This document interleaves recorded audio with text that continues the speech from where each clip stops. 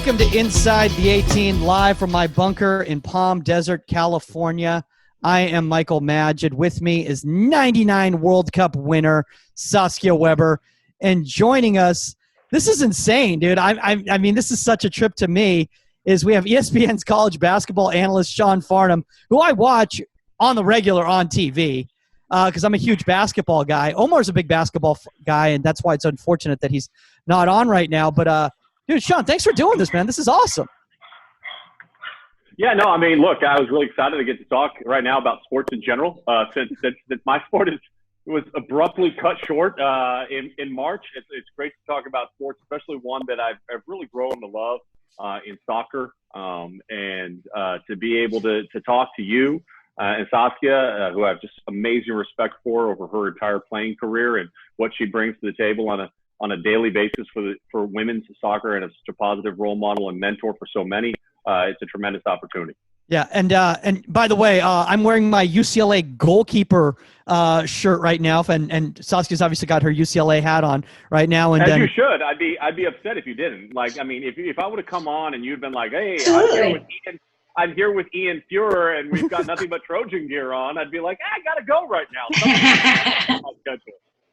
No, you know, the funniest thing about that is that, like, right now, like, I've been joking about being in the bunker, but like I am staying during quarantine. I've been staying in Palm Desert where my dad's got a place, and it just so happens to be that there was a UCLA goalkeeper shirt here. This isn't like regular wardrobe for me, like, because that would be kind of awkward if I was just walking around town and people are like, "Did you play at UCLA?" How's that a goalkeeper shirt? It has buttons. No, but it says goalkeeper. It says UCLA goalkeeper. Oh, it's like the coaching goalkeeper. Yeah, it's like the coaching. It's like a coaching. I don't know what it is. Oh. This was Somebody call Amanda Cromwell on line one. Yeah, I got. Apparently, I came into the mix after all the gear had been handed out. So I've got limited stuff right now. They always tease me about it. So. I mean, you know, one of the cool things about, you know, being involved in like an elite program, you know, like a UCLA for either one of you guys right here, you know, you obviously, you know, playing at UCLA and you coaching at UCLA, is the gear. I mean, that's what I look for. I still had shoes from the time in which I played at UCLA up until about 3 years ago that were in boxes. Like, I had the original Allen Iverson. Nice. That came out in the 1997 NCAA tournament. We were rocking those, and I had actually 2 pairs of those in a box, and I should have sold them, to be honest with you. Like, I think we're out of the jurisdiction of not selling swag and having an NCAA violation, considering it's 20 plus years since I played there. But just look, UCLA was a great place for me to go, not just from a basketball perspective, but also it's where I fell in love with soccer, and that's obviously because of my wife and where I fell in love with her. She was a soccer player, a midfielder / defender for UCLA's women's soccer program. Back at the same time that I was going to college, and I actually proposed to her on the North Athletic Field, which is now the soccer stadium at UCLA, during a practice, and I had worked it out with Jill Ellis that that's how I was going to propose to my wife. Nice. And it was fun. So, but I definitely learned a lot about soccer really quickly, and I didn't know anything about soccer, to be honest with you. I mean, dude, but the thing is, it's like you had the perfect height to be a goalkeeper. So it was like, the thing was just like, did anyone ever say, you know what, man, if only you had, you know, grown up 10 years later, you know, maybe you would have gone a different direction. I probably would have been corralled into it at an earlier age, and even in the high school level. But we had a pretty good goalkeeper when I was in high school by the name of Aiden Brown. Oh, that's right. That's right. Who was obviously tremendous. He made the national team. He was going to go to the Olympics before he got injured, and then had to remove himself from that situation.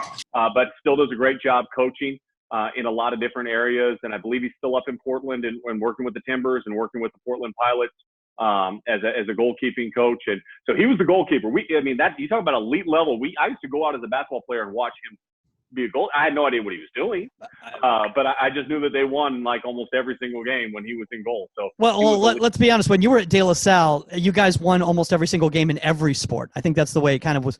That was the De La Salle Spartan mentality right there. Like, I mean, you know, I felt so bad for all those. By the way, yeah, I'm nerding out right now on like Contra Costa, like East Bay, like high school stats from the 90s. But yeah, I mean, like the whole thing with like De La Salle football is like, they had to be independent. Like, they couldn't even be in the league anymore because they're like, yeah, this is not fair. in any way. My senior year of high school, which was the 95-96 season, was the start of the streak that ended up being at 151 games before they lost on the football side of things. And we won the either sectional, league, or state championship or national championship in all but one sport that entire season across the school in every sport. I mean, it was an incredible time to be there, and it was a culture that was cultivating improvement, hard work, and a lot of things that I carried with me when I went to UCLA and then beyond. I mean, look, one of the things that's really amazing about De La Salle is that even though you guys were elite in so many different sports, a lot of guys actually played multiple sports. Like you had guys on your basketball team who were on the football team. You had guys who went to the NFL and became Pro Bowlers who were on your basketball. Geeking out.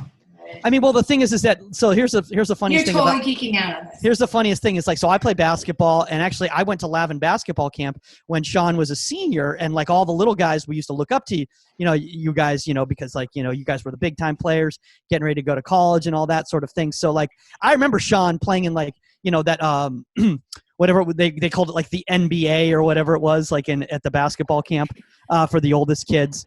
And so I followed those teams. We used to watch you guys on High School Sports Focus and all that. So it's kind of a trip. And people, by the way, have completely shut down this podcast right now. They're like, "Oh, we thought this was a goalkeeping podcast. This is some dude just." Normally Michael just sits in the corner and I talk, but I'm sitting here just like. I think to your point, I think what we've gotten away from is allowing athletes to cross train and do other sports, and I think it's something that is centralizing one's position or sport at a young age is detrimental to the overall growth. When I was in high school, I played basketball. I did the high jump and track. I was a pitcher on the baseball team. I played football my freshman year. Exactly. And by the way, it worked out really well for me. And I think that too often right now, we live in a world where we have essentially hype men.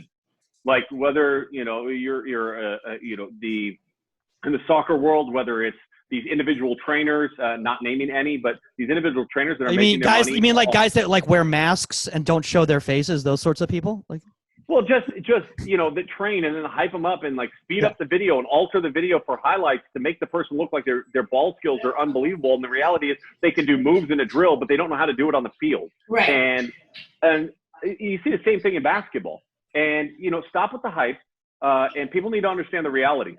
And I was looking at some studies and research the other day. Only 3% of all high school or club soccer players end up getting full ride scholarships. 3%. That means 97% do not get full ride scholarships. Yet the money that these parents are pouring in chasing this dream actually can become a detriment to their child's growth and actual ability to achieve at that 3% level. And it's something that we see in basketball, but it's certainly something that you see in soccer as well. Yeah, I mean, look, I think we've talked about this multiple times, and we had a guy on last week, Brian Dowd, who's going to attempt to play two sports at Notre Dame, football. Football and soccer, which is obviously extremely challenging because it's in the same seasons. But we talked about with John Conway in regards to his throwing, and that all became because of baseball. Obviously, Tony Meola, like you were talking about, he was a drafted by the Yankees. I mean, and I was multi-sport. But I think one of the reasons why we wanted to have you on, Sean, is because we wanted to talk about how all these other sports, playing all these other sports, can actually benefit you in, if you want to call it your main sport. You shouldn't look at it, and all these coaches out there, and that's my concern is like, and this with basketball, these year-round kids now, especially in the AAU circuit, and now with foregoing college basketball to just train for a year to get ready for a draft and all that sort of thing, is like they're not really able to improvise is best. I guess best way I can put it is that they can improvise because their muscles have been so tuned into doing certain movements, certain activities that when they have to do something unorthodox, they can't do it. Yeah, I mean, we talked about the fact that even after I got into college and I was just playing soccer and didn't go to play lacrosse, I trained with the women's basketball team at Rutgers in the winter. I did. I mean, like, look, if I couldn't get into the but it was also my trainer was like, I'm doing footwork with the basketball team. Get down, get on. And Vivian and those guys would be like, yes, come on, do footwork with the basketball team. I mean, look, I was not a good shooter or anything like that, but I was there and I was doing it and I was doing the movements because they're so similar to goalkeeping. Your body weight, staying low, everything, the footwork's so similar that it was an easy fit for me. But coming from a multi-sport background, I wasn't awkward. It wasn't unusual to me. It was like, okay, like whether it was lacrosse or basketball or whatever, it was like, okay, let's do it. And, that just helped me get onto the national team. That just helped me develop as a well-rounded athlete. And to your point, I mean, the way I approach it with my kids, and I have 3 kids. My daughter is a goalkeeper, and she's over 5'10", and she's just turned 13 years old. And so there's often, you sit there and go, okay, well, what do you know? How can I train my daughter? And she's been very fortunate to be around a lot of great coaches, and I credit Rich Gomez, who is a goalkeeping coach for the SoCal Blues, who did a tremendous job teaching a lot of the technique, which I don't know the specific techniques or angles or how to do that. But what I started looking at as I was watching training was there, as Saskia, you were just saying, there's actually a ton of crossover with basketball and goalkeeping. Especially with footwork. No question. When you're playing defense, you don't cross your feet over one another. You got to be able to push, drive, and slide. And in soccer, it's very similar. When you are going out of goal on a corner kick, if you actually look at the footwork, it's the same as going up for a layup, except for you're going up with 2 hands instead of going up, eventually with one. And so what I've tried to do with my daughter is that once I started figuring that out, and the timing, I started incorporating a lot of it. Look, jump stop. What does a set position look like as a goalkeeper? Looks a lot like if you jump stop waiting for a pass, right? Your hands are down, you're ready, your feet. You've got to be set before you can make a save. Right, you're not flat-footed, your body weights forward. Nope. And if you're flat-footed or your feet are moving, like if you're posting up, do I post up like this? Where I'm like moving side to side? No, I lock in and I'm ready to go, and I'm posting up being strong, and your body is strong in that position. And that's one of the things that I've really started working with my daughter. And luckily, again, you're talking about having a lot of great mentors, a lot of great people that have been around her, a lot of strong female mentors that I think is really important for her to see. But, I'll have her go out and say, okay, my oldest son is shooting shots. You got to rebound, and you got to catch the ball at its highest point. And next thing you know, everything is about explosion and strength. And timing, and her catching at their highest point, not on your way down, it's on your way up. It's the same thing. And that's, I think that is going to benefit her so much. Eye-hand coordination, catching the ball, reaching for the ball, don't letting the ball hit you, everything, like somebody's passing the ball in basketball, you're reaching and catching it. You're not allowing the ball to come into here. And that, again, that crossover will set her aside from other people that are just bogged down in one thing, in one sport. Yep. Yeah, and I put her in leagues all the time. And for basketball, she's played in a lot of rec leagues. And it's hilarious because, like Saskia was saying, like, she's not a shooter. I'm not a shooter. So, she's not a shooter. But what I tell her is that I say, hey, listen, as tall as you are, I'm not going to put you in the middle of a zone defense around the bucket. That does no good for you. So instead, I'm going to put you out top against the smaller, quicker guards. And I want you to utilize your length, your wingspan, your anticipation as they go to make a pass. Can you get your hand out and deflect that ball, and so that your teammate gets the steal, or you deflect it and then you chase it down and beat them to the ball, and then you grab it and then try to dribble it in and see if you can score a layup. And you might miss 7 shots in a row and just sit there and throw it against the backboard 7 times, but on the 8th time you're going to make it. But it's those type of situations. What I've seen is increased level of footwork, better balance, better explosion. And as she's growing and she's maturing a little bit more, the muscle is starting to develop, which allows even for that core strength development, which is so imperative for jumping. A lot of people forget one of the best attributes you can have for reacting in your quick twitch muscles and your explosion is actually your core. because that's where you're coiling everything. And a lot of people go, oh, I'm just going to do a bunch of squats. Well, squats are fine. You need to have leg strength. There's no doubt about that. But like, it's to me, it's about everything comes through your body. Yeah. Yep. No, yeah, and plus it's also that reaction. I mean, it's seeing that ball come like being passed by the other team and like anticipating, reading it, getting that quick jump on it, whether you can steal the ball or whatever. And it's the same thing as in goalkeeping, whether it's with a through ball or something like that. It's being proactive. It's kind of leaning into it, and when it goes, being ready to go with that fast twitch, and also not being like a second behind, but being kind of a split second ahead. And basketball gives that. And like I said, I played basketball. Not well, but I played basketball for a short time in high school, and but that was what was benefited me. Like was that, and like I said, I'm not a shooter, and layups, yeah, fine, but I'm not a shooter. What I did do, and Michael knows this, is when I was at Rutgers, I used to go onto the court, and I tell this story all the time, but I used to go onto the court with a bag of soccer balls, and I used to do half court and full court shots with one arm and a sling throw, just to work on my power with my throw, also coming over the top with a backspin and everything, because if it hit the backboard properly with a backspin, it will drop into the basket. And I used to do that for like an hour. And just throw, back it up, throw. It also, you can't, like a lot of kids today, they'll throw and they'll move their shoulder away. You have to keep it like on a direct line and everything like that. And it forces you to throw properly as a goalkeeper. Yeah. I just want to call this episode Elite Athletes Talk About the Benefits of Being Really Good at Sports. I want to talk about I want to name it that, because I'm just like sitting here just listening. I'm like, man, it must be nice to be able to do all these things with your body. That's fantastic.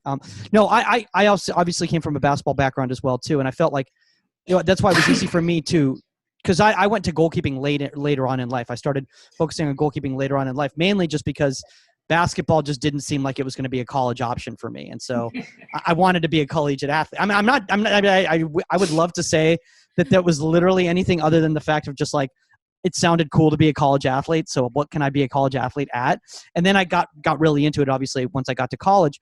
But one thing that I think we haven't been talking about yet, which I'm sure, Sean, you're going to attest to this, is how tactically similar basketball and soccer are. And that's something that a lot of people don't focus on. They focus on the fact it's like you're talking about the lateral movements in regards to the footwork and, going up for rebounds and how similar that is to crosses and the set stance and stuff like that. But the actual angle play, the actual movement of the ball is really similar. Can you talk a little bit about that? Well, it's the geometry of the game, right? And as a keeper, you're never going to be the primary defensive player, right? You're always the secondary defensive player. It's like we're working in the help side on a basketball court. You're the primary defensive player. Hopefully they do their job and they don't get to the rim. But if they get to the rim, you better know how to react and put out that fire as quickly as you possibly can. And I think that's one thing that tactically is exactly the same in the game. And you've got to understand, where you are on the court when you're playing basketball. Just as much as goalkeeper, you got to understand where that line is. I watch a lot of soccer games now, and I go to a lot of these tournaments with my daughter, and we watch a lot of the older keepers.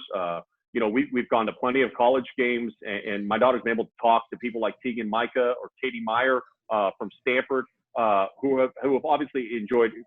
Tegan's over on the national team in Australia, and Katie just won a national championship at Stanford this past season, and to be able to. We don't talk about that. Yeah, I love that. I was just looking at Saskia's face. We're doing that, and I know you guys. Because he can talk about it because he's a Bruin, but I'm just like, oh. No, I know. I wasn't coaching yet then. Yeah, it brings up bad memories for Bruins. I get that, but these are strong women that understand the position and have been very giving of their time to younger keepers. Just as I had older players that I looked up to, like I had Brent Berry talk about positioning on the basketball court because he was a De La Salle guy. Joe McClain, who is one of the best financial guys in the world now, but also played basketball at Arizona. And these were guys that I relied on heavily to help me.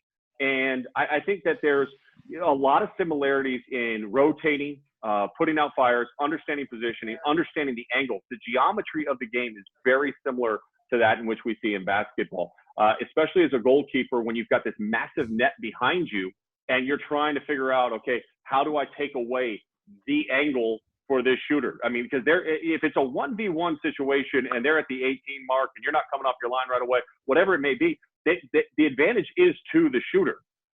So how do you close that down? How do you break it down so that you're putting yourself in the best position possible to take the right angle, to take all those movements away? And I think there's a lot of similarity. And when you watch film, and that's something that my daughter and I do a lot of, is we watch a lot of film, whether it be from practices and or games, of, okay, you know, a couple things. Like, one, it starts with your base. Was your base quiet? Were you confident? Were you solid in your base, or were you moving and making yourself small, or not strong, not explosive? Presence, big. Yeah. Yep. I have a question. I have a question about that as well, though. But do you find that defensively? Because I'm not gonna pretend that I know that much about basketball and stuff, other than what I know footwork wise. And come on, you're like elite.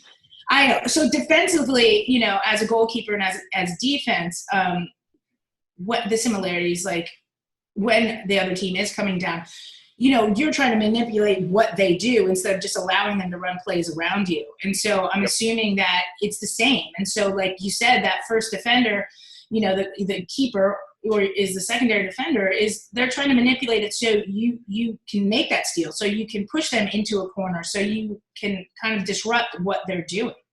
And that is exactly what, you know, a defense and a goalkeeper is trying to do in soccer. Think about if we're in a press situation in basketball, right? And we're in a 2-2-1 press. The goalkeeper is the one. What is the one's responsibility in basketball? It's to protect the goal, right? Not to give up a layup. What is the keeper's responsibility? Protect the goal. Don't give up the shot, right? And so there's multitude of things that are transferable. When you're the back line of a press, you get to see everything. Right. And so it not only are you taking the angles and trying to guess the angles and anticipate that as it's coming down, but it's also your responsibility as seeing all to communicate and help others get into the right position. That's the same exact thing that you see in soccer. When my daughter's in goal, her biggest area of growth probably in the last year, besides just, you know, hands and because she's getting older and stronger in that regard, but being able to hold on and keep the save rather than just making contact with it, is understanding the communication aspect and organizational of reading the game. If you are not elite in reading the game from the goalkeeping position, in my opinion, you're not elite. Not at all. You can be the best shot stopper. You could have great feet, but if your defense is not well organized and they don't know where they're supposed to be, and you're not in control out on that field, and you're not letting them know where the run is coming, and you're going to get scored on. Period. No question. You're going to get scored goals. Yeah, and the bottom line is, what do we always say? Is the best save is no save at all, because your defense is so organized the shot doesn't get off. Second best save is just manipulating the situation with your defense, understanding your communication so that you make the easiest save possible. You give them the worst angle possible because your defense is organized and that's your communication. Those are the best saves you can make in soccer. Look, when I played at UCLA in basketball and we played against North Carolina, and this is the other thing that I talk to my daughter about a lot, is know what the player's strengths and weaknesses of the team you're going against. Look, you might play somebody that you've never seen before, but relatively quickly, you're going to find out who's the burner on that team. Who are they trying to feed the ball to? And then you can shift and shade just ever so slightly and make sure that defensive player is staying a little bit more attached or gapping and giving the space necessary so that they don't get beat right away. And when sometimes you might even have to switch. You might have to switch. And when we played North Carolina against Vince Carter, I promise you, I was shading towards Vince Carter. Like, I'm not trying to get dunked on that.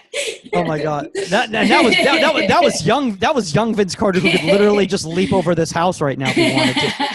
It's unbelievable. I want to talk about this with both of you guys right here, because I think a lot of it, one of the issues that we have here is in regards to the culture of social media and the culture of highlights. You know, and this is both in basketball and soccer.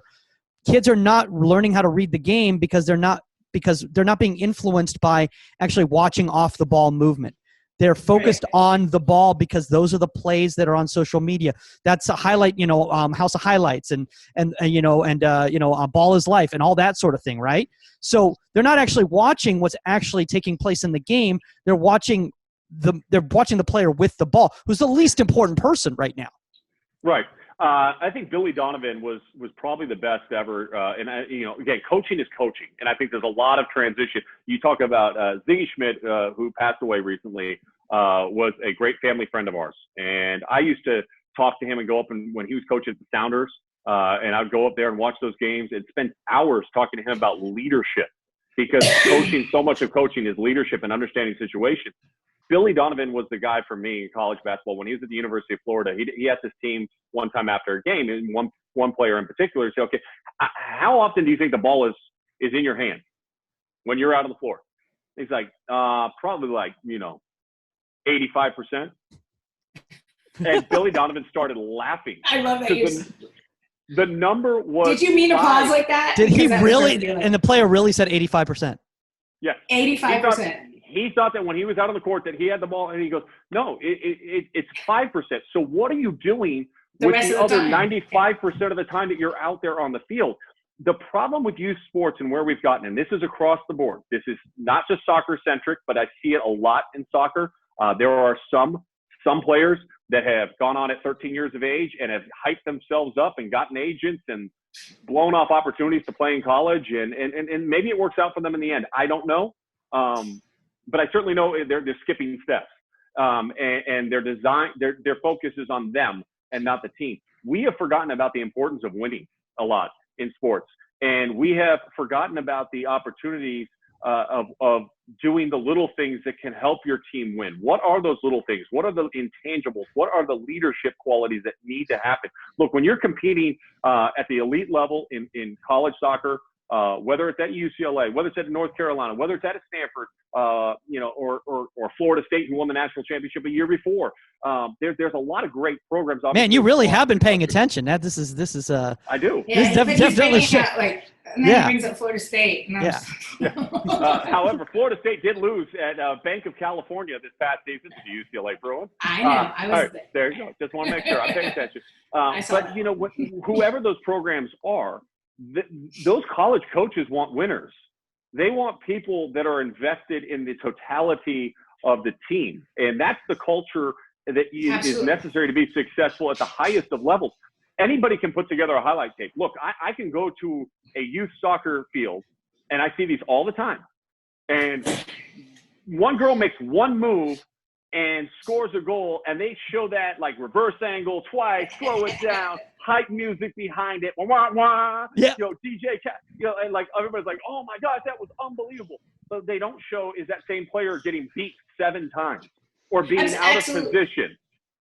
Or being out of position, or being upset in the corner because they didn't get the ball, like something. Yep. Like yes, and exactly, and number one, it's why it's good to see those players in person. But I agree with you 100%. The reason the success for those schools and any team is a group of individuals that are there for a team, and they're there. If you're the sixth man on the bench, you're just as important as a starting lineup. If you're last player, goalkeeper on the bench, or the last player on the bench in soccer, you're just as important. What you bring to practice, what you bring at the moment's notice that you have to go in, and it's the work you do off the field, off the ball, everything that makes the difference. I was thinking about like a wide receiver in football. If you think about it that way, how many runs does a wide receiver make during a game, and how many catches does he actually make? Yep. And so you'll be like in the fourth quarter, and they'll be like, that's his first catch of the game, but I don't want that guy on my fantasy team. That's not the guy. All those runs and all that movement, he did open something up for somebody else on his team to receive a ball. And that work that he's putting in is the reason the other wide receiver or the running back or somebody had a hole to run through. And being selfless like that is what makes a great team. How many screens does a player set during the game? I mean, to help their teammate get open. I mean, it's the little things like that from basketball. It's the exact same thing in soccer. As you mentioned, the wide receiver world. It's a great analogy because you might only get one catch, but it might be the best catch. And sometimes in sports too, you got to take your opportunity, right? And if you're not ready and you just like assume like this is your role, or you have a loser mentality or a weak mentality mentally to be able to bring your personal best on a daily basis, if something happens, you're not going to be ready for the call when the call comes, whether it be an injury, a concussion, an ACL. Playing for the U.S. national team is a great analogy as well. How many shots does the U.S. national team goalkeeper actually see in a game? And, you're playing for the best team in the world. And sometimes, and I used to say the worst days for me would be no saves and one goal against, and I would be like, that one moment that comes, you have to be ready for, and whether it's in the 90th minute or in the first minute or whatever, but you have to be dialed in. And the rest of the time, you're there, you're helping your team, you're doing good distribution, you're doing good communication and everything like that. And you might just make one save, you might make no saves, but you have to be dialed in on all those levels.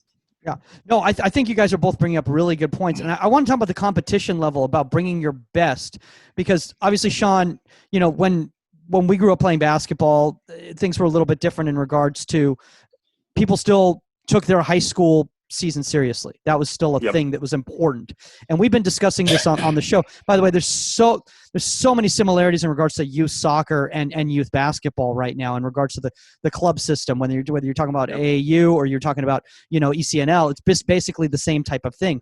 A lot of times you're getting a lot of players who all they care about is showcasing themselves to play at the next level, rather than trying to put anything together and recognizing that those intangibles that they're learning during that time period are actually what's going to get them to that next level. But they're so focused more on me. What's the name? What's the father with the three sons? Oh, LeVar Ball? That was someone supposed to go to UCLA and all that stuff. Yeah.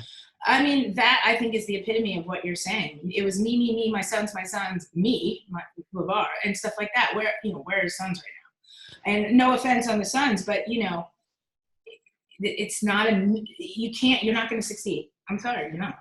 Well, I would go back to kind of what your mentality is, and that's one of the things that we talk a lot about in our house with all three of our children. Is what is your reasoning for playing sport?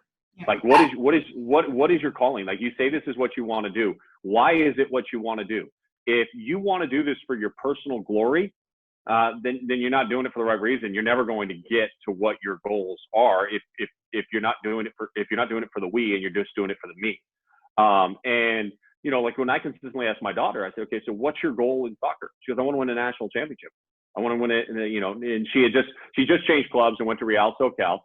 Geographically, for us to be able to drive from where we lived, it was a lot easier for us to do this drive. And with the DA system, what it was, and then now it's gone. Now they're going to have an opportunity to play high school soccer as well if they so choose. And I think that's a benefit for the mentality of, I want to win. I want to play for my school. It just means more. I want to play for myself. Yeah, I want to play for others. We have been discussing that constantly, and the fact that you don't, and I'll repeat this again, you don't get what you get when you play for high school, and there's high school pride behind it, and there is walking through those halls the next day when you win, or the day of the game, wearing your uniform and your friends out at the games and all of that. It is something that it cannot be. It does not happen in club soccer, and it's a bunch of parents in folding chairs. I'm sorry, and there's pride in club soccer. Yes, there is, but there's a different kind of pride when you're playing for your school, your peers, and everything. And I think it is so important, because when you go from club soccer and 20 parents in folding chairs, and you step on the field for UCLA and it's a sold out stadium, and you're playing for your school and your peers, and you haven't experienced that and what that pride means and stuff, you're in for an awakening. I mean, and Sean, obviously you do analysis, for some of the top college programs, in this country, for ESPN in regards to the basketball side. How many of those kids who are coming from that youth circuit get to high level college basketball and like Derek Cameron, and they're like, I've never seen it. I've never experienced anything like this. Like deer in headlights. Yeah. Look, we've seen, and a lot is being made, because some of these guys are going straight to the G League right now and making money, and that's fine. And people talk about, well, what happens when they're allowed to go straight from high school to the NBA? It was that way when I was in high school. I mean, Kobe Bryant graduated high school the same year I graduated high school. My first pickup game at UCLA, Kobe Bryant was on my team as a Laker. And it doesn't ruin college athletics. I promise you, college athletics will be just fine. And what you see is there's a lot of guys that come up with high expectations and high hype, and they never meet those expectations because they stop working. They feel like they've accomplished something at such an early age because we build these lists as top 100s and top 60s and top 25s and top drawers, top recruits for top to 2022. Look at Freddie Adu. Yeah. This is a prime example. Oh, yeah. And again, we can name the successes. That's how few there are, the Kobe Bryants and stuff like that. That's how few there are. So if you're setting yourself up when you're in your high school going, it's all about me, I'm just going to bypass this, I'm going to go to the gym. We can name how many people that's worked for.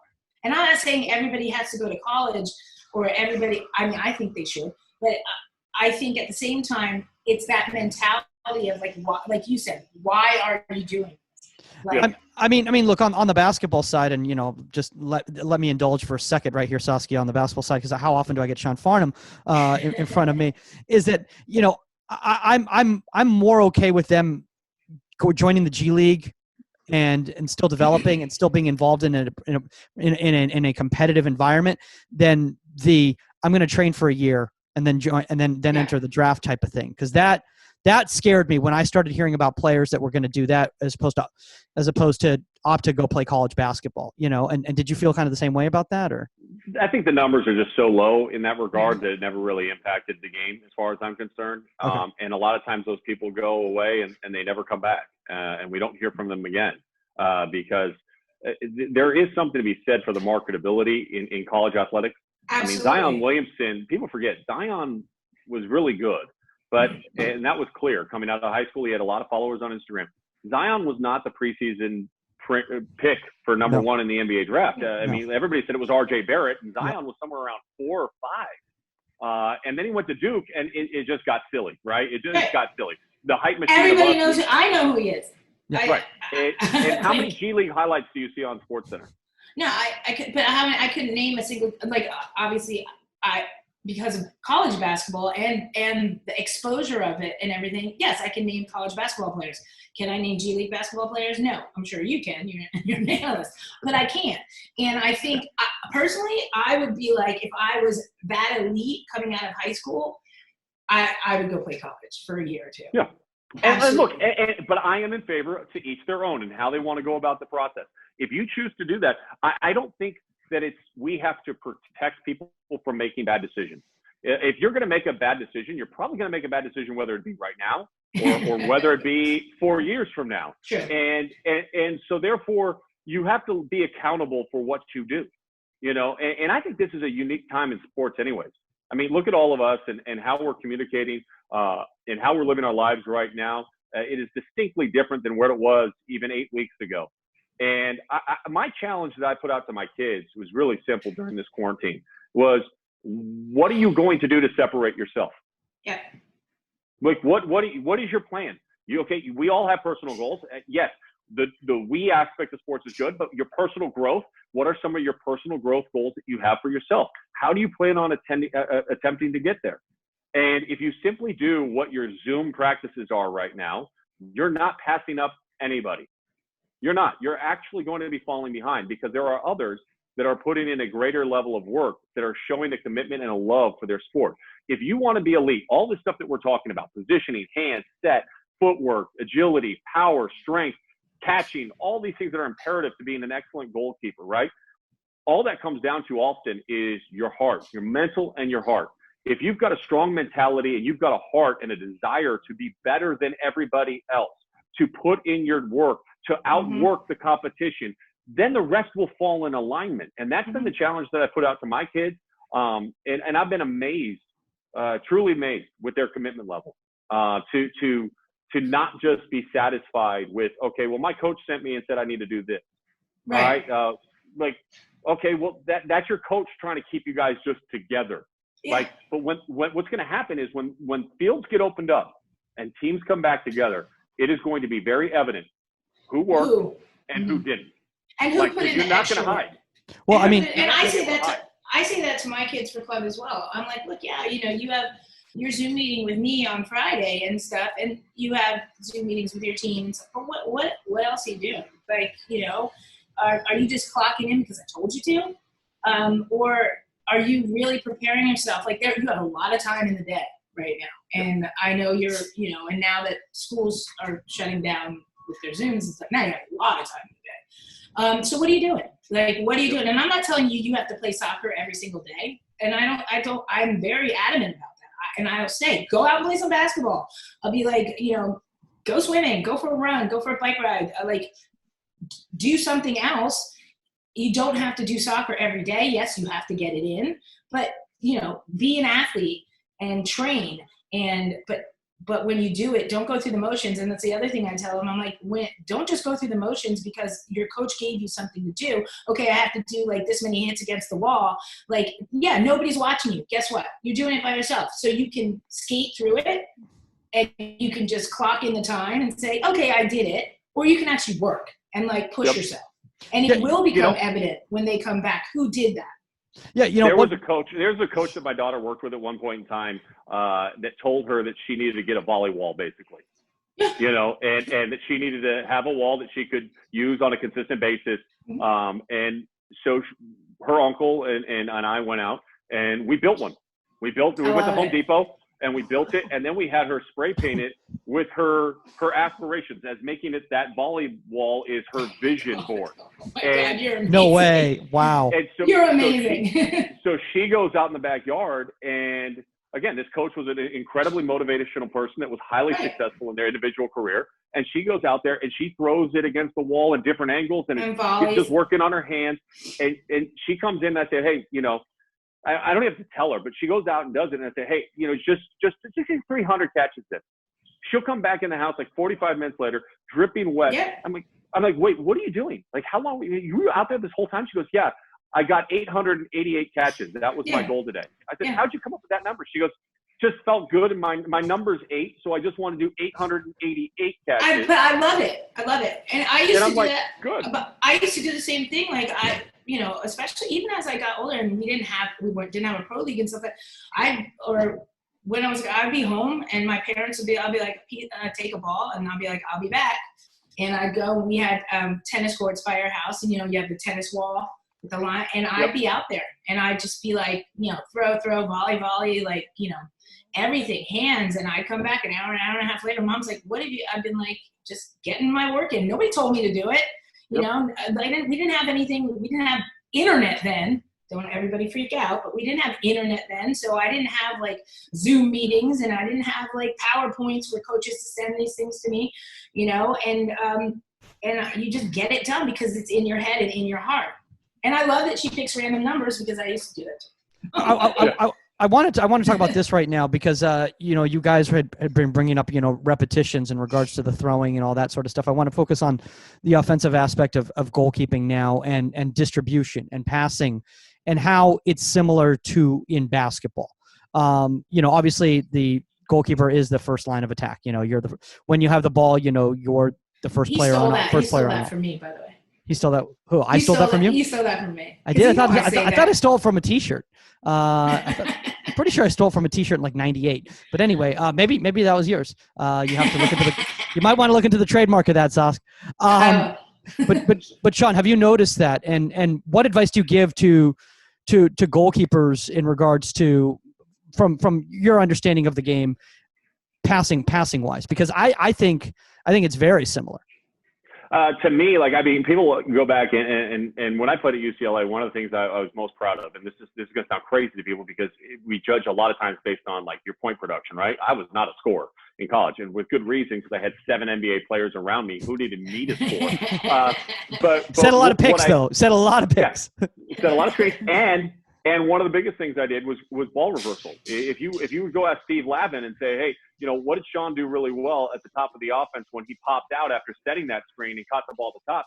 The timing of the ball reversal that led to that cross screen underneath, so that Matt Barnes, Jerome Oiso, who was a lottery pick for the Celtics, Dan Gadzuric, as he was good Dirk when he played with me, but Gadzuric when he was in the pros for 7 years, so they could they could get that cross screen and come on the block and boom, we hit them right away, dunk down, and they get an easy pass. It's the same thing in soccer, okay, except for you're doing it with your feet. Like, how fast can you switch the field? Do you have vision? Because also, say I go in a ball reversal and I'm just a robot and go, okay, I'm switching the field. Boom. Oh, there's a person there, and they jump the lane on me. You're done. You're done. Yeah. And so one of the big things, like, and this, again, I think this benefits my daughters having my wife who played soccer at UCLA and was a midfielder, a forward, a defensive player. She was a utility player.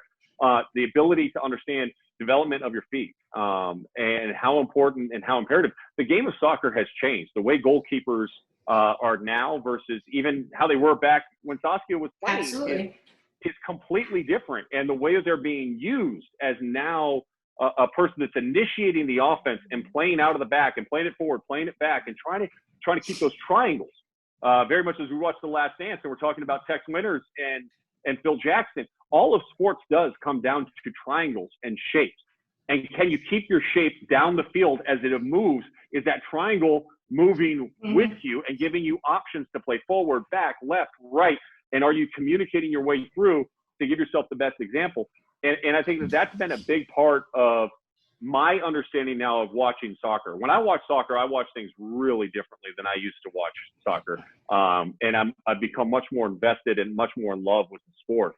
And a lot of that comes from seeing the similarities in the counterattack and how that can foster and how a goalkeeper plays a pivotal role. You know, you have to have elite. I used to think like the goalkeepers were the least athletic people on the field, and now like now I think they have to be like understand the position. They actually have to be the most athletic person on the field. They have to have the all of the quick twitch muscles, all of the foot skills. They have to be able to make saves with hands and their feet. Like I used to think like, wait, you make saves with your feet? Like now I'm seeing my daughter go out and do like these crazy K saves. And I'm like, wow, like look at him with the terminology. Yeah, I'm learning. I like it. That's a shout out to Big Cat and Neil Thompson. I love it. But you know, you learn these things and you start to understand like the intricacies of the position and just how an elite level athlete you have to be in modern soccer.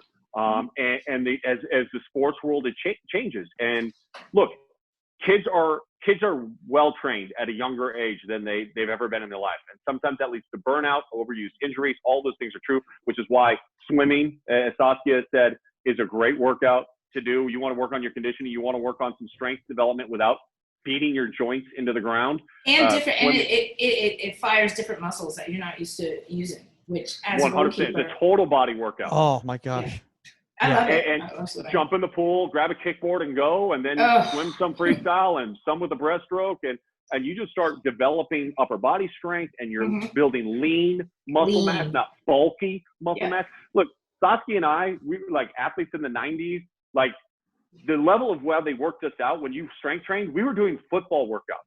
Oh, God, like, we weren't doing like the workouts that the soccer teams are doing now. We were doing clean and jerks and like major, and it was like heavy. It wasn't. We were doing Russian bench press, and it was oh my Russian bench press. Oh Hold on. What's a Russian bench press? I need to know what this is. It was like you start and you keep building and building. Like so, you'd start with like plates, and it'd be like you get 10, and then more plates, and be like 8, and then more plates, and be like finally and you're doing like 1. Dude, that straight up sounds like something that would be in like The Program, like that movie from the 90s, like that. I'm like, or Rocky 4. What are you doing? Like it's and I get like now it's you need to be quick, light on your feet, lean, agile, and everything like that. You don't, you're not. I mean, look at Tony. Tony Miola is the perfect. I mean, Tony was like a beast. I mean, that's his genes and stuff like that. But that's also how we grew up. I mean, even back when like shakes and stuff came in, like the way they tell you to drink your shakes was like the way a lineman would drink their shakes, like have 4 a day or something. Oh my God! More protein, protein, creatine, whatever. God, I remember when I was playing. my first year in college, I'm about 154 right now. I was 182 by the end of my freshman year because I was taking all these EAS products and metrics products and stuff like that. And you're just lifting and I was lifting like your alignment. But by come spring ball, my first step was so slow because literally I had been training and completely, and it's just amazing how things have changed in regards to, and I give that a lot of credit to, Go ahead. I was just going to say, I was give credit a lot to like Exos and like Bridge Athletic, like Athletes Performance, those types of things, because they started making training programs that were task specific. But I mean, myself, I stepped away from it. Like my personal trainer, we focused on footwork and stuff like that, and it was higher reps and later. But like after that, and then I would go out twice a week and train with a Rutgers track coach. And I would be doing like 400s, 100s, and everything like that. And just because, guess what, everybody? I had to pass every single fitness test that Mia Hamm and Brandy Chastain and everybody else did, and Michelle Akers, as well as all my goalkeeping fitness. So, like, there was no skirting by it. There was no, oh, well, I'm a goalkeeper. I have a different job on the field. No, you're an athlete, and you're one of the best athletes on the field, and this is our base, and you have to pass this fitness test. So, thank God we curbed all that because, Russian lifts wouldn't have got me through it. Well, I think part of that is, I think the uses of ladders is really important, and cones, whatever you want to do to kind of get your feet staying on your toes, chopping it and getting through quickly and staying on balance during all of that. Another thing, I think it's simple, right? But yet we forget so much about it because we want to use the new techniques. So I think sometimes we go too far on I've got a brand new way of training you. I think sometimes we just need to stop reinventing the wheel. To me, one of the best total workouts and one of the things that I've really worked on with my daughter is jump rope. Oh my God, thank you. Saskia brings it up all the time. Thank you. I tell every single one of my keepers, do you have a jump rope? Do you have a jump rope? And so my daughter will go out and she'll jump rope for 5 minutes a day. Like, it doesn't seem like a lot, but just doing that. And whether one of the you greatest do workouts. one foot, one leg, then the other leg, then multiple, then alternating feet and everything. And I tell my keepers, like, if you're going to want it, you could do it as a warm-up before you start. You could do it after you do some fitness. Like, you do it as a warm-up before you do your goalkeeping stuff. All it does, it's such a good workout, period. Yep. And it's core strength training. It's building your ability for explosive, quick twitch muscles, which is all the things that you need to be an elite level goalkeeper. My son that does basketball, he does it as well, and they switch off. So I'll have him switch off. I'll say, okay, hey, you got 100, and he does 100 real quick and hands the jump rope to his sister, and his sister does 100, and then he hands it back. I said, okay, now we're alternating for 100. Alternate for 100. Give it back. Okay, left leg for 50, right leg for 50. Exactly. And you give it back and forth, and so you do give a little bit of a break. And look, there's frustration involved in it when you're just learning how to do it. You want to be like, oh, this is hard. Like, this is not easy. I don't want to do this. And then all of a sudden you see week 1, week 2, week 3, week 4. And you see yourself speeding up. Yeah, you see yourself speeding up. You don't get the jump rope doesn't stop. Your arms aren't getting tired because guess what, guys? This can get a little tired. And that coordination just kicks in. And it's so good. And you don't have to do it for a long time. It's for 5 minutes. It's a good workout. I love it. I love you said that. I love it. I want to talk about this right now because we were talking about obviously the benefits of basketball training and basketball drills in regards to for goalkeepers. Are there any specific drills, Sean, that you would recommend a goalkeeper out there go out? Let's say they've got friends who play basketball and they're out there right now during the quarantine. I know some of the states are starting to ease up on things, so some people are starting to be able to go out to the parks and the playgrounds and all that sort of thing, and their friends are messing around and they're doing some drills that their basketball coaches told them. Which ones should they hop into? I think defensive slides, lateral quickness, be on your feet. Like, I'll have my daughter play defense on her 15-year-old brother who plays high school basketball and club level basketball, and say, okay, your responsibility. I want your arms out wide. I don't want them down low, which is different than soccer, obviously. As a goalkeeper, you don't want to stand there like this with your arms out like that. But you want to be able to move laterally and no crossing of your feet. And look, if you can keep somebody, and how tight can you guard him and try to force him to go east-west versus north-south, that's going to benefit you all of a sudden when you go back into goal. And I think that if there's any goalkeeper that has any friends that play basketball, get in a stance Get in your set position. Just start in your set position. It doesn't have to be exactly like a basketball stance, but get in your set goalkeeping position. Use your feet to try to keep that person in front of you, and just see how hard it is to do that. And if you do it consistently enough, even if you're getting beat, you're going to become much quicker. And you're going to continue to learn more about angles and how you can keep that angle and keep them in front of you. And I think those things can be easily transferred over into the net. Yeah. Yeah. No, I mean, I think that's absolutely fantastic. We do cross our feet, but only in a bigger area. Not in a much bigger area. Not when you have not to get across the key. No, well, we have to get across the key, cross over, then get into your shuffle. Exactly. But before we go, Sean, and thanks for taking all the time. I know we've had some technical issues. Are you kidding me? So. I want him to come build me a wall with my goals on it. I know. I wanted to go through basketball drills with him. By the way, my goal in life before all this was apparently not my goal in life. Earlier on in my life, it was to be a college basketball coach. So, and I know that you got to experience that for a little bit before you went into broadcasting. And so, I think you saw the same thing as me, as when you went into coaching. And you said, "Oh, you know what? This media side, this is a lot more fun to hang out here." I tell people every day. So I'll go do a game at Rupp Arena with Kentucky, and I'll be done with the game, and the hotel is actually attached to the arena. It's unbelievable. And so game's over. Boom, we're out of the table, and we're back up in the hotel. Having a pop and having some food, talking about what we did, and we're like, oh man! And as I always joke, every time we're done with the broadcast, hey, you were really good tonight. Hey, thanks, man, you were really good too. Like everybody's all saying they're great, right? The funny thing is, these coaches, even if you win the game, and Saskia, you know this, you win the game, you're immediately on to the next game and breaking down that film, and then calling recruits. And what are we doing tomorrow? And yeah, there's never any time to even actually. And it's also like, we won the game, but. Yeah. We won the game 3-1. We won the game 3-1. Really not happy with that. The breakdown on here and there and the other. We got beat down the right side 3 times. And come on. The next game, come on, Sean. Right after the broadcast. I think the only game I've ever been involved in as a player that didn't happen was winning the World Cup, and then there was no but after it. Exactly. So it was just like, we won. You're like, yes, let's party. There was no hey, we gotta get our massage and we gotta go over video. It was like, hey. Exactly. By the way, for any of the young goalkeeper coaches out there listening, or young goalkeepers out there who are listening and going like, oh, well, this is just a basketball guy. No, that's crazy. That's the thing about Sean, is that he's a multifaceted broadcaster. He's done everything, and I think that has actually made you a better journalist, a better broadcaster, because the fact is that you've been able to start seeing those similarities between different sports, the differences, and I'm sure it's benefited you in regards to helping, coach your kids too. I covered. Does the whatchamacallit, Steve Nash? Yeah. He does soccer broadcasting. Yeah. Oh yeah, he does the Champions League. I actually, that's what I was going to say. Is I started doing when I was growing up. In the broadcasting business, I started doing covering a bunch of high school sports for Fox Sports West, and I was doing some sideline reporting for high school football, and then I was doing analyst work for basketball, even when Kawhi Leonard was in high school.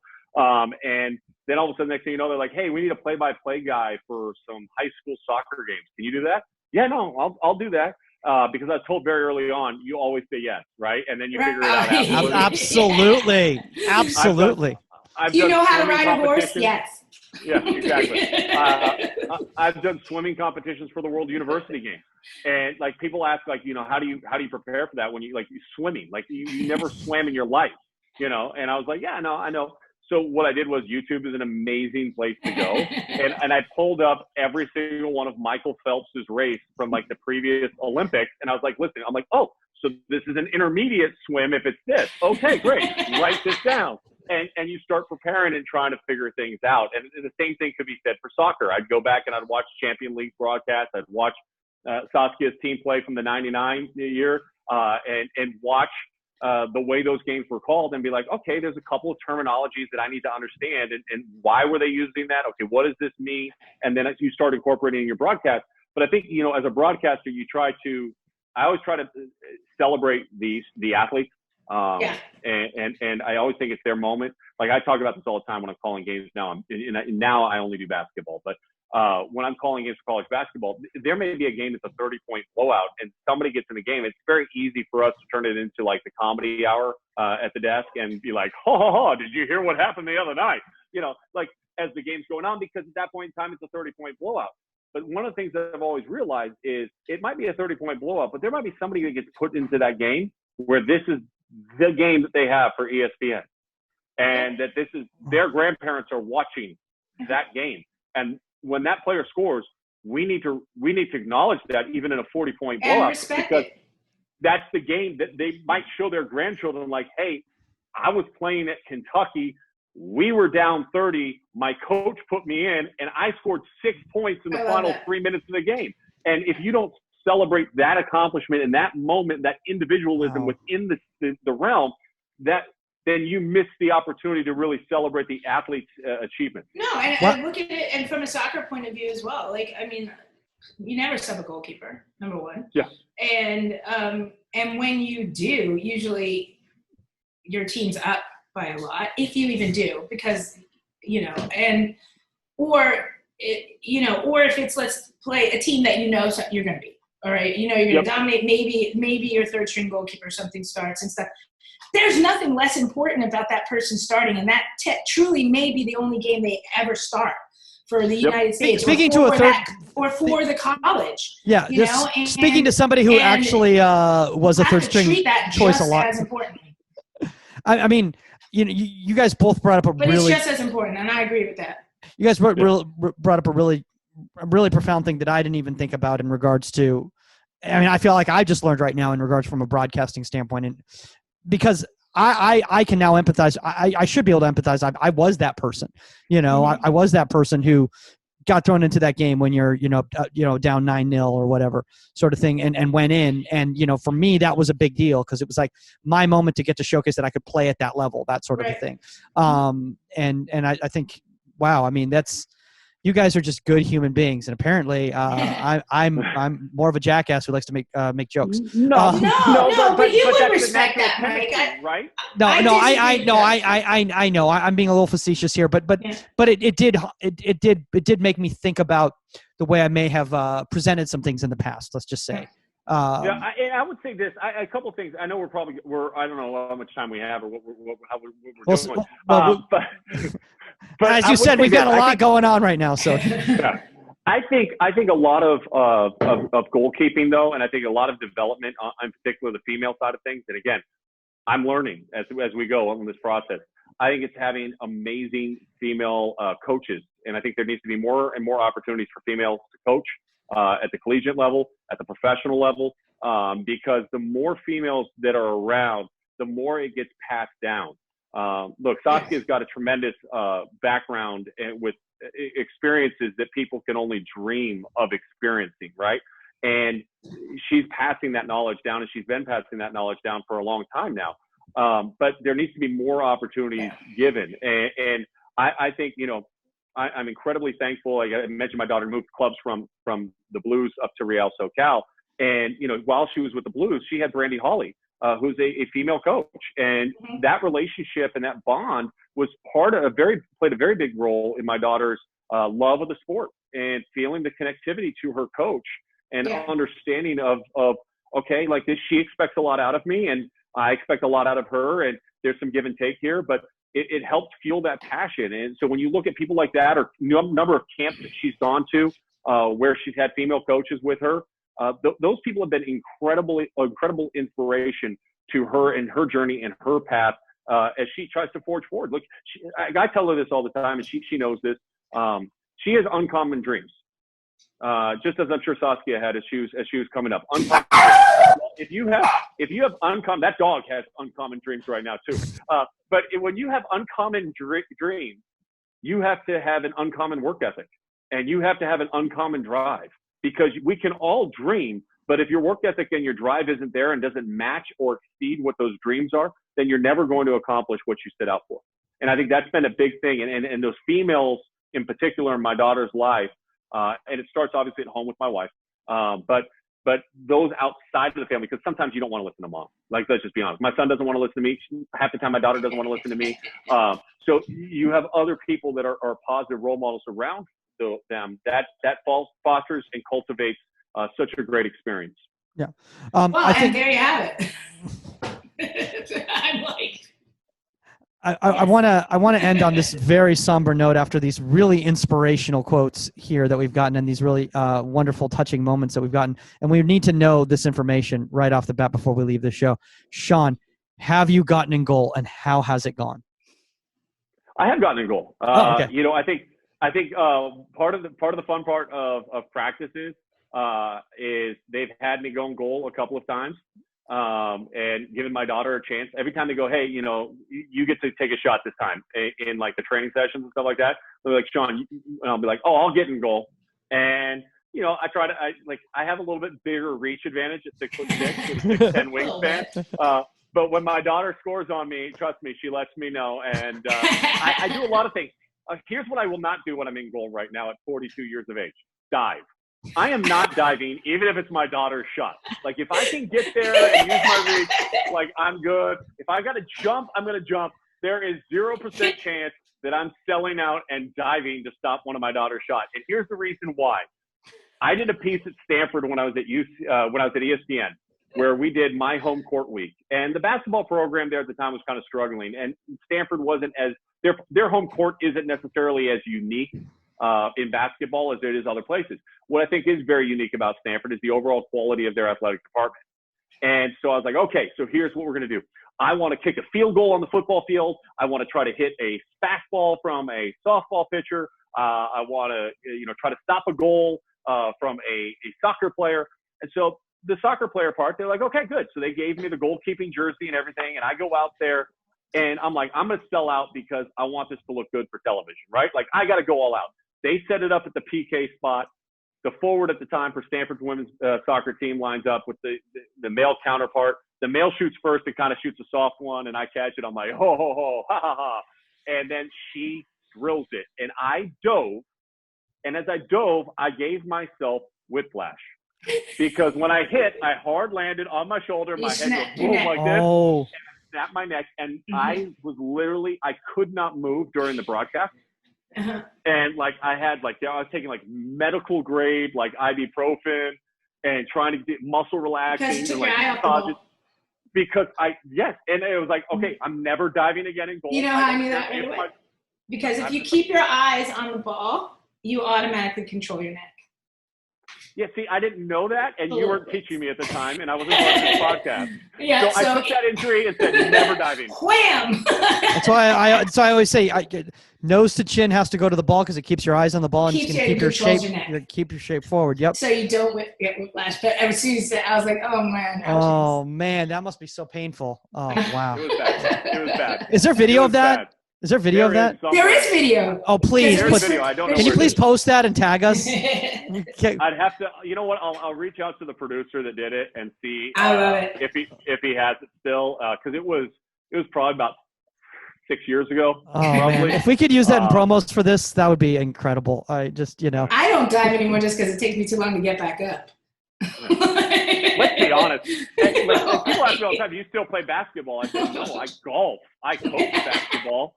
I'll train you in basketball, but I'm not playing basketball. I like my Achilles tendons too much. Am I the only idiot who's still out there playing? Man, yes. Okay. Yes, you are. Yes.